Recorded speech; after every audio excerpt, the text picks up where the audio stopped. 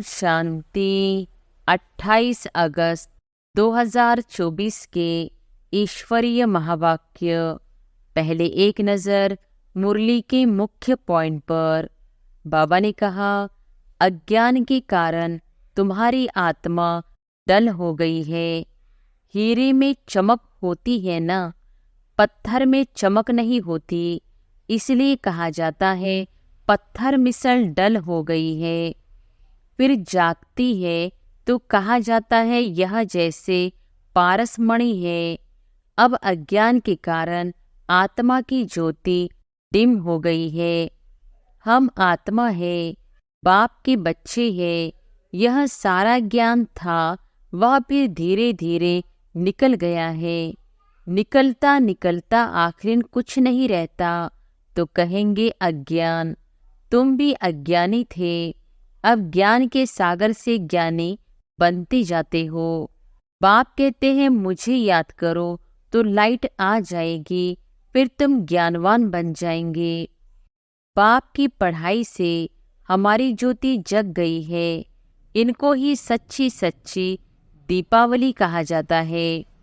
और फिर बाबा ने कहा, एक बाप ही पढ़ाते हैं तो उनके पास पढ़ना चाहिए।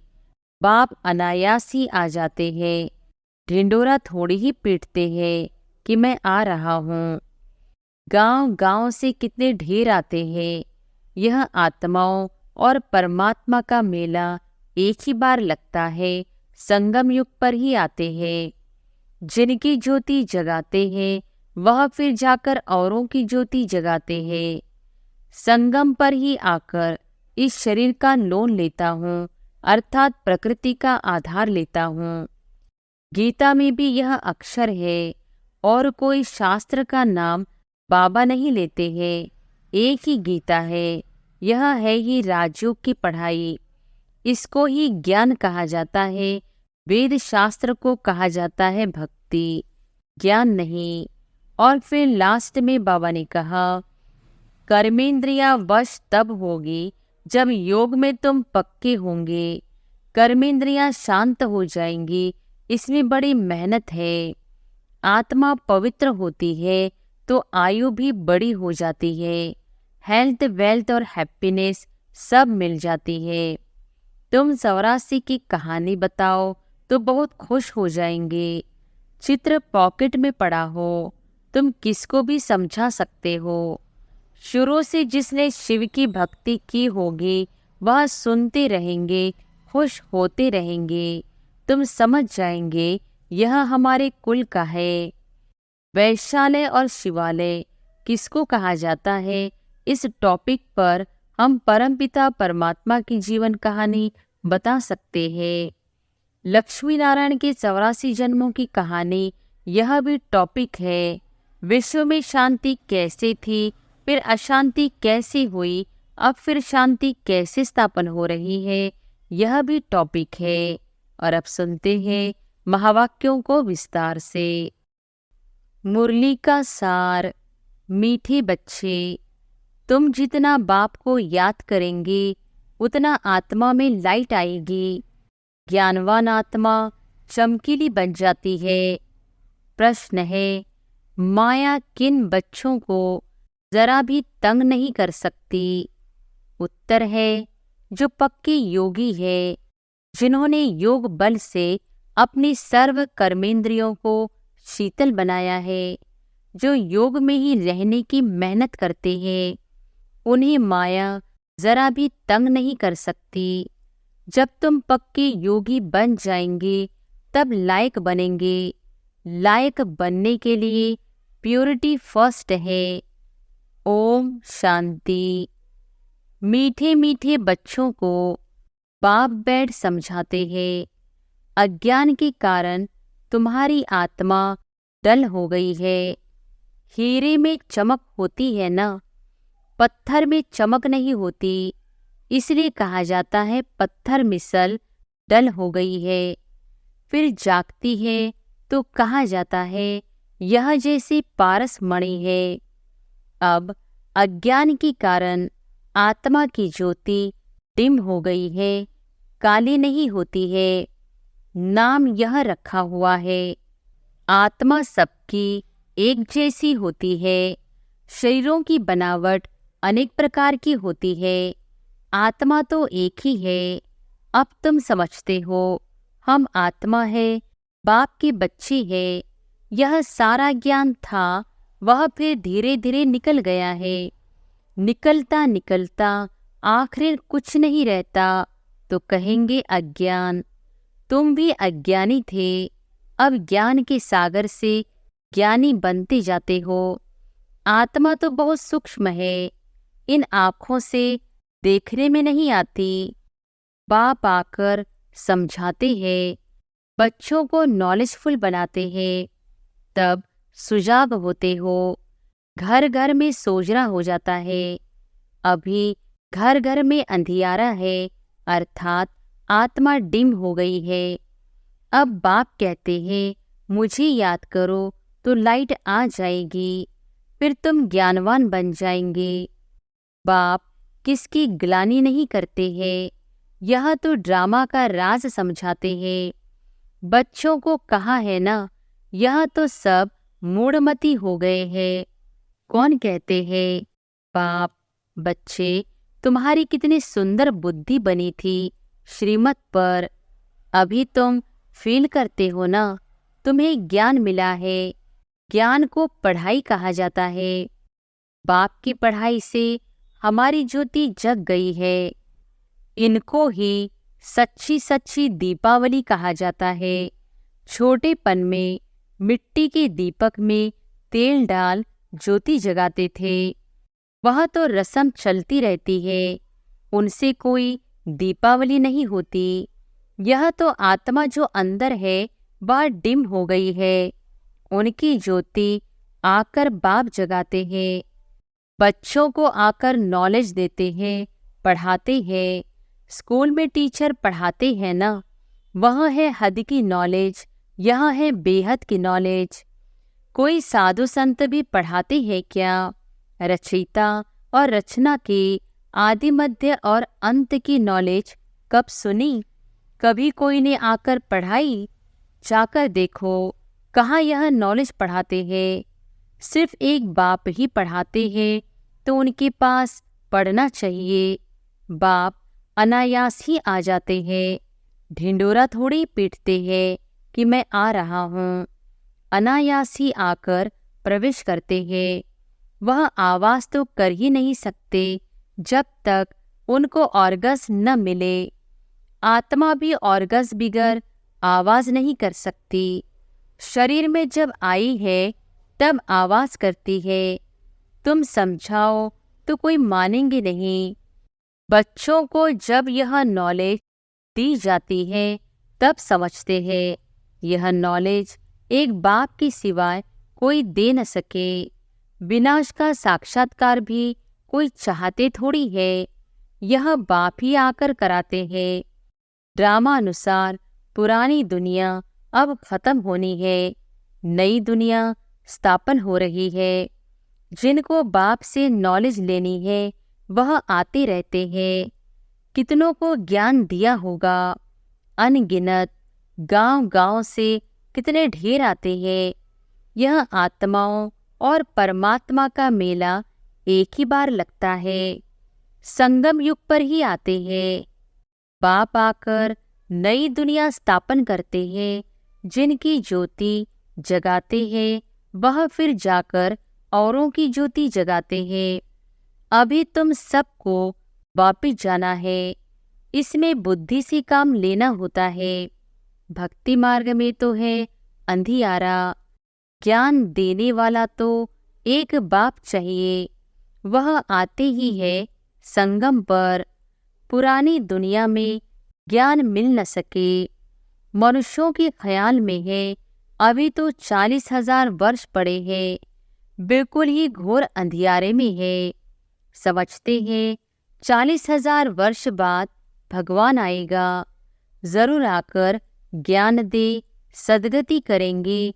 तो गोया अज्ञान है ना, इनको अज्ञान अंधियारा कहा जाता है। अज्ञान वालों को ज्ञान चाहिए, भक्ति को ज्ञान नहीं कहा जाता है। आत्मा में ज्ञान है नहीं, परंतु डल बुद्धि होने कारण समझते हैं भक्ति ही ज्ञान है। एक तरफ कहते हैं ज्ञान सूर्य के आने से सोजना होगा, परंतु समझते कुछ नहीं। गाते हैं ज्ञान सूर्य प्रगटा, किसके लिए कहते हैं ज्ञान सूर्य कब आया यह कोई नहीं जानते। पंडित आदि होगा तो कहेगा जब कलयुग पूरा होगा तब सोजना होगा। यह सब बातें बाप आकर समझाते हैं। बच्चे नंबरवार समझते हैं। टीचर बच्चों को पढ़ाते हैं। एक रस तो बच्चे नहीं पढ़ेंगे। पढ़ाई में एक रस मार्क्स कभी होती नहीं। तुम जानते हो कि बेहद का बाप आया हुआ है। अब पुरानी दुनिया का विनाश भी सामने खड़ा है। अभी ही बाप से ज्ञान लेना है और योग भी सीखना है। याद से ही विकर्म विनाश होंगे। बाप कहते हैं इस संगम पर ही आकर इस शरीर का लोन लेता हूँ, अर्थात प्रकृति का आधार लेता हूँ। गीता में भी यह अक्षर है। और कोई शास्त्र का नाम बाबा नहीं लेते हैं। एक ही गीता है। यह है ही राजयोग की पढ़ाई। नाम रख दिया है गीता। इसमें पहले पहले लिखा है भगवानो वॉच। अब भगवान किसको कहा जाता है? भगवान तो है निराकार। उनको अपना शरीर तो है नहीं। वह है निराकारी दुनिया जहाँ आत्माएं रहती है। सूक्ष्म वतन को दुनिया नहीं कहा जाता। यह है स्थूल साकार दुनिया। वह है आत्माओं की दुनिया। खेल सारा यहाँ चलता है। निराकारी दुनिया में आत्माएं कितनी छोटी छोटी है। यह ख्यालात तुम बच्चों की ही बुद्धि में बिठाए जाते हैं। इसको ही ज्ञान कहा जाता है। वेद शास्त्र को कहा जाता है भक्ति, ज्ञान नहीं। तुम्हारे साधु सन्यासियों से इतनी भेंट नहीं हुई है। बाबा का तो बहुत संग रहा है, बहुत गुरु किए हैं। पूछा जाता है आपने सन्यास क्यों किया, घर बार क्यों छोड़ा? कहते थे विकार से बुद्धि भ्रष्ट हो जाती है, इसलिए घर बार छोड़ा। अच्छा, जंगल में जाकर रहते हो, फिर घर बार की याद आती होगी। बोला हाँ, बाबा का तो देखा हुआ है। एक सन्यासी तो फिर वापस घर भी गया था। यह भी शास्त्रों में है। मनुष्य वानप्रस्थ अवस्था में तब जाते हैं जब आयु बड़ी हो जाती है। छोटी आयु में तो वानप्रस्थ ले न सके। कुंभ के मेले में बहुत छोटे छोटे नांगे लोग आते हैं, दवाई खिलाते हैं जिससे कर्मेंद्रियां ठंडी पड़ जाती है। तुम्हारा तो है योग बल से कर्मेंद्रियों को वश में करना। योग बल से वश होते होते आखिर ठंडी हो ही जाएगी। कई कहते हैं बाबा माया बहुत तंग करती है। वहाँ तो ऐसी बातें होती नहीं। कर्मेंद्रियां वश तब होंगी जब योग में तुम पक्के होंगे। कर्मेंद्रियां शांत हो जाएंगी। इसमें बड़ी मेहनत है। वहाँ ऐसे छीछी काम होते नहीं। बाप आए हैं ऐसे स्वर्ग धाम में ले जाने। तुमको लायक बना रहे हैं। माया तुमको न लायक बनाती है, अर्थात स्वर्ग व जीवन मुक्ति धाम में चलने लायक नहीं, तो बाप बैठ लायक बनाते हैं। उसके लिए प्योरिटी है फर्स्ट। गाते भी है बाबा हम पतित बन पड़े हैं, हमको आकर पावन बनाओ। पावन माना पवित्र। गायन भी है अमृत छोड़ विष काहे को खाए। उनका नाम विष भी है जो आदि मध्य अंत दुख देता है। यह भी ड्रामा में नोंद है। बाप कितना बार आए हैं, तुम बच्चों से आकर मिले हैं। तुम्हें कनिष्ठ से उत्तम पुरुष बनाया जाता है। आत्मा पवित्र होती है तो आयु भी बड़ी हो जाती है।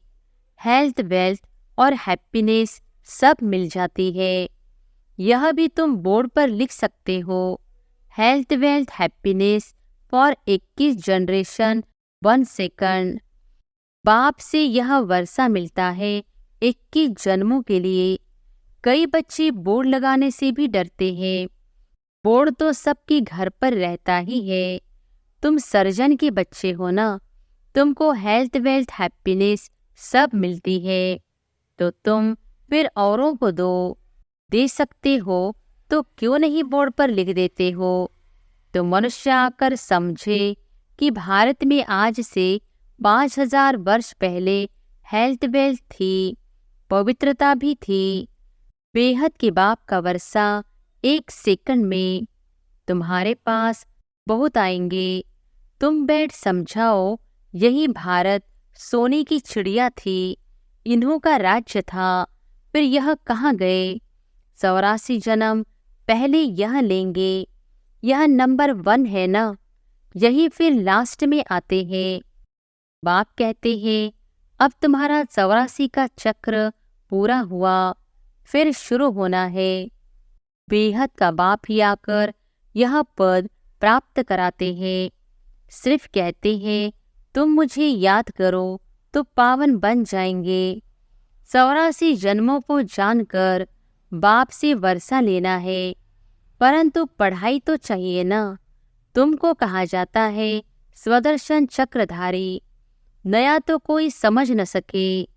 तुम जानते हो स्व आत्मा को कहा जाता है। हम आत्मा जो पवित्र थी, शुरू से लेकर 84 का चक्र लगाया, वह भी बाप बताते हैं तुमने पहले पहले शिव की भक्ति शुरू की।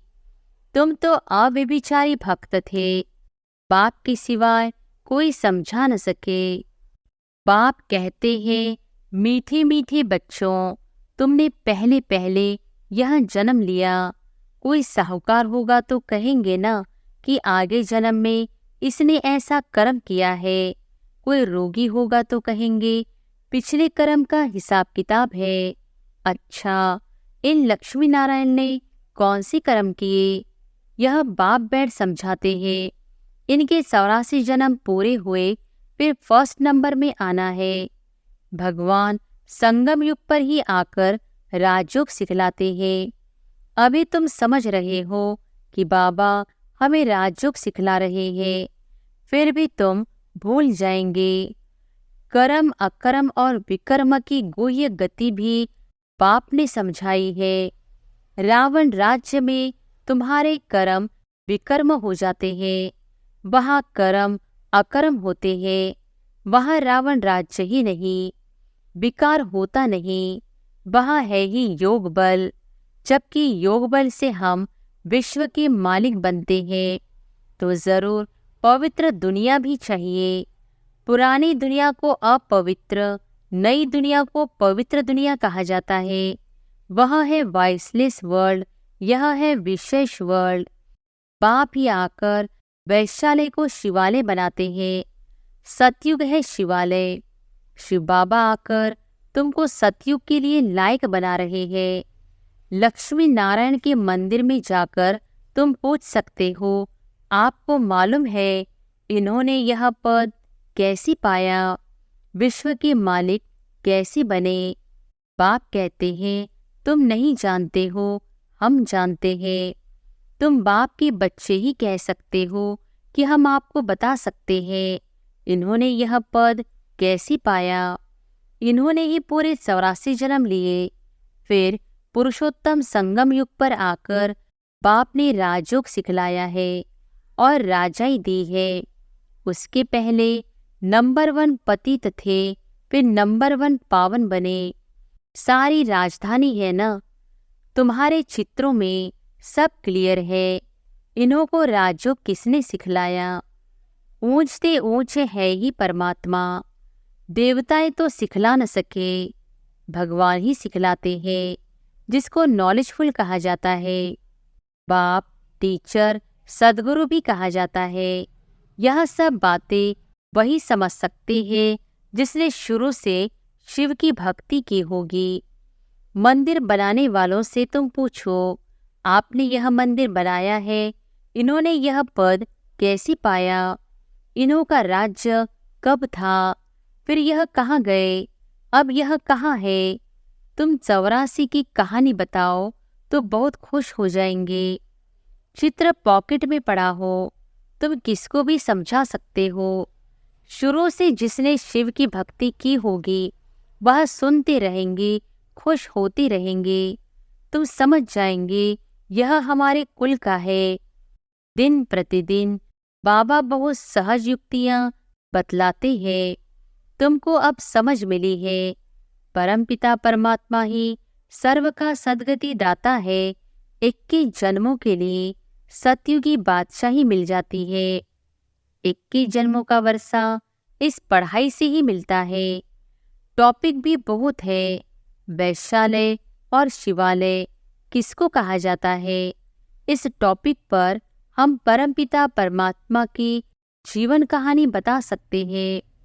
लक्ष्मी नारायण के 84 जन्मों की कहानी, यह भी टॉपिक है। विश्व में शांति कैसी थी, फिर अशांति कैसी हुई, अब फिर शांति कैसे स्थापन हो रही है, यह भी टॉपिक है। अच्छा, मीठे मीठे सिकिलधे बच्चों प्रति माता पिता बाप दादा का याद प्यार और गुड मॉर्निंग। रूहानी बाप के रूहानी बच्चों को नमस्ते। धारणा के लिए मुख्य सार। पहली पॉइंट, अब उत्तम पुरुष बनने के लिए याद के बल से आत्मा को पवित्र बनाना है। कर्मेंद्रियों से कोई भी विकर्म नहीं करना है। दूसरी पॉइंट, ज्ञानवान बन आत्माओं को सुजाग करने की सेवा करनी है। आत्मा रूपी ज्योति में ज्ञान योग का घृत डालना है। श्रीमत पर बुद्धि को स्वच्छ बनाना है। वरदान है, पॉइंट स्वरूप में स्थित हो, मन बुद्धि को निगेटिव के प्रभाव से सेफ रखने वाले विशेष आत्मा भव। पॉइंट्स स्वरूप में स्थित हो, मन बुद्धि को निगेटिव के प्रभाव से सेफ रखने वाले विशेष आत्मा भव। जैसी कोई सीजन होती है तो सीजन से बचने के लिए उसी प्रमाण अटेंशन रखा जाता है। बारिश आएगी तो छाते, रेनकोट आदि का अटेंशन रखेंगे। सर्दी आएगी तो गर्म कपड़े रखेंगे। ऐसे वर्तमान समय मन बुद्धि में निगेटिव भाव और भावना पैदा करने का विशेष कार्य माया कर रही है। इसलिए विशेष सेफ्टी के साधन अपनाओ। इसका सहज साधन है एक पॉइंट स्वरूप में स्थित होना। आश्चर्य और क्वेश्चन मार्क के बजाय बिंदु लगाना, अर्थात विशेष आत्मा बनना। स्लोगन है, आज्ञाकारी वह है जो हर संकल्प, बोल और कर्म में जी हजूर करता है। आज्ञाकारी वह है जो हर संकल्प, बोल और कर्म में जी हजूर करता है। अच्छा, ओम शांति।